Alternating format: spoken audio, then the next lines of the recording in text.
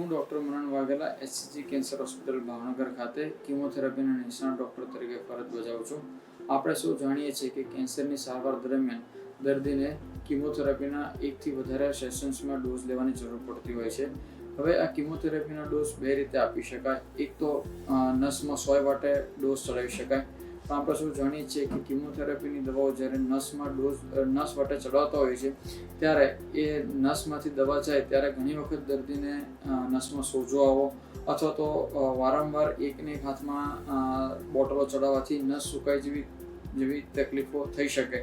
તો એના નિવારણ રૂપે અત્યારે કિમોપોર્ટ એ એક વરદાનરૂપ સાબિત થઈ શકે છે. કિમોપોર્ટ એક એવી ડિવાઇસ છે કે જેમાં ચામડીના ભાગમાં ચેકો મૂકી અને એ ડિવાઇસ ફિટ કરવામાં આવે છે, જેનો એક છેડો શરીરની મુખ્ય શિરામાં ખુલતો હોય છે.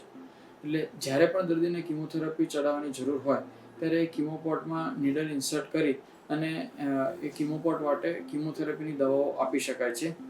કિમોપોર્ટ ઇન્સર્ટ કરવાના ફાયદા શું?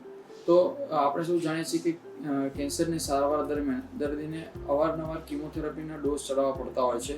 તો દરેક વખતે પહેલાંના જમાનામાં નસમાં સોય નાખી અને બોટલ ચડાવવામાં આવતી હતી, પણ એની સાઇડ ઇફેક્ટ્સમાં નસમાં સોજો આવો અથવા તો દવા બહાર નીકળે તો ત્યાં ઇન્ફ્લામેશન અને અલ્સરેશન થવાના ચાન્સીસ રહેતા હોય છે.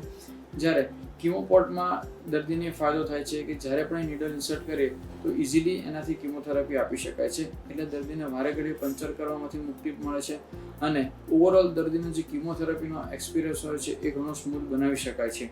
એક વખત દર્દીના શરીરમાં કિમોપોર્ટ ઇન્સર્ટ કર્યા પછી લગભગ ઓન એન એવરેજ 2 થી 3 વર્ષ સુધી એમાંથી કિમોથેરાપીની દવાઓ આપી શકાય છે.